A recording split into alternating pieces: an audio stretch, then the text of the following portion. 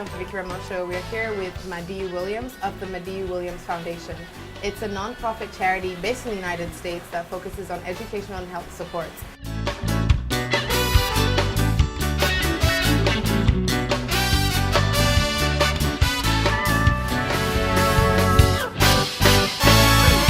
So we've caught up with Madieu Williams, who started the foundation, to find out a little bit more about him, why he's here, what they're about, and what they hope to accomplish in Sierra Leone in the near and distant future. You've been in Sierra Leone for the past 2 weeks. What have you been doing? Well, we've been taking part in the educational, dental, as well as medical mission here in Freetown.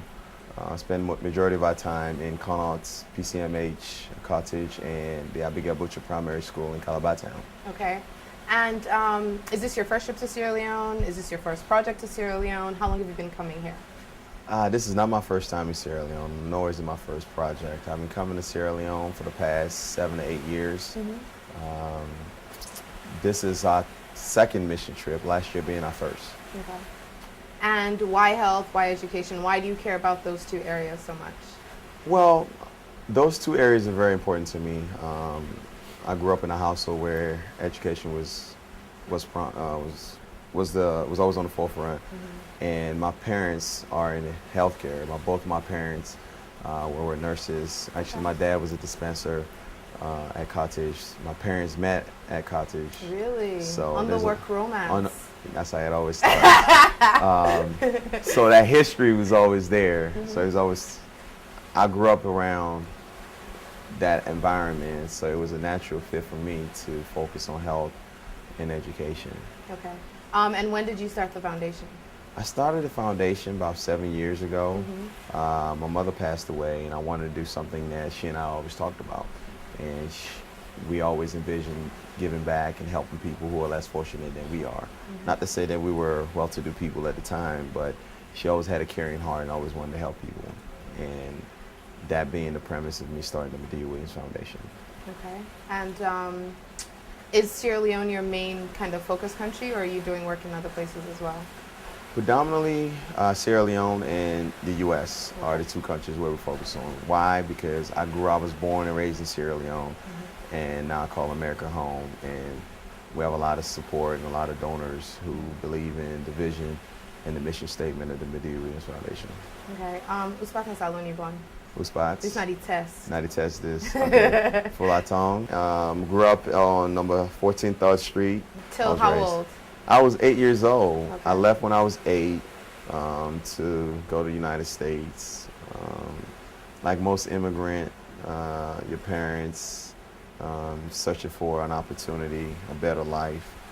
And I'm happy I went, but I'm also glad that I'm able to come back and visit my family and friends and share some of the things that I've learned along the way. So you built the Abigail Butscher School in your mother's honor and her memory in 2008.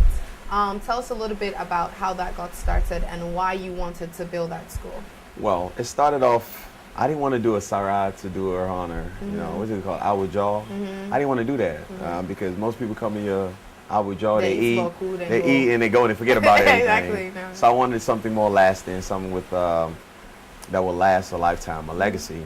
And what better way of doing it than doing something for other people and also children, because it goes a lot further, knowing that that name would always be around beyond, way after I'm gone. So that was the gist behind it. Okay, but how you decide Calabaton, how you go to the area, like how did that come about? Because you're in America, okay, your mom passes away, you plan to say, okay, you want to do something in honor. But how did you get from the point of, I want to do something in my honor to we build school 2008? Well, the good thing about me being in the United States is the contacts, the network of people. Oftentimes things come to my plate where I don't pursue. Well, the opportunity came about from another NGO in Sierra Leone that builds schools. And someone approached me about that opportunity. Would you be willing to do it? And they kind of brought us together. And I had my ideas, they have their ideas, and together we compromise on the school. Location, I wanted a school in Fullertown, but there's no space. There's no space. It's hard to get schools within Freetown anymore. That led me to look outside of Freetown, not too far up, because I didn't want to go too far. But I also wanted a place that needed a school.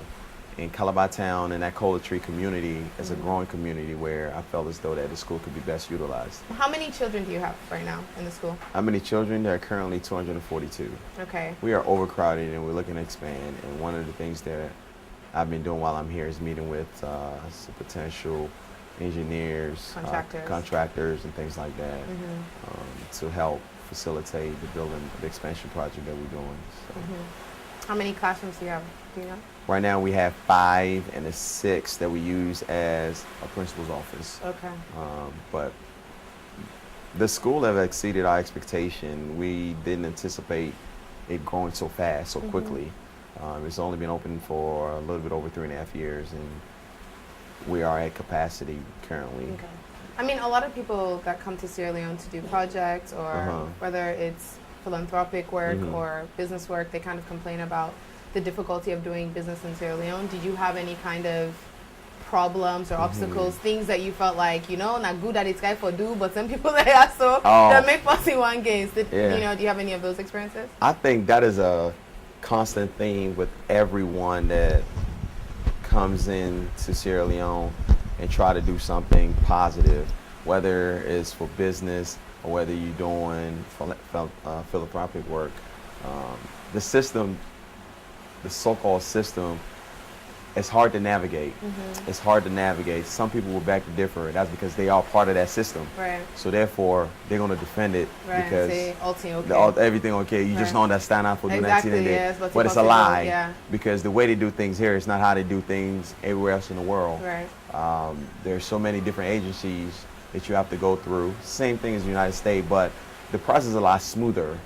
Whereas you can get answers, and you don't have to talk to this person and somebody else. Go big somebody and get small team for me. Well, you know what? I didn't say that. Well, but at the end of the day, that does happen. But what I can say is from my experience, I haven't had to do that. Okay. And I hope I don't have to, because the day I have to start bribing people to get something done, something that you're trying to bring to the country, and it's time for me to go. Because at the end, not to be arrogant, not to be cocky, but most people, you don't have to be here. Right. I chose to come to Sierra Leone. It's a choice because I enjoy being with my family. I enjoy the country and I enjoy visiting. But there's other places in the world too that you can go. There's need everywhere. There's need everywhere. You can go to Haiti. There too, exactly. But it's a choice that a lot of some of us make to come here, and I think people have to realize that too. You know, there's other places, but we choose to be here. But that doesn't mean that you have to settle for anything less than a commitment of excellence for people that are in service to service us.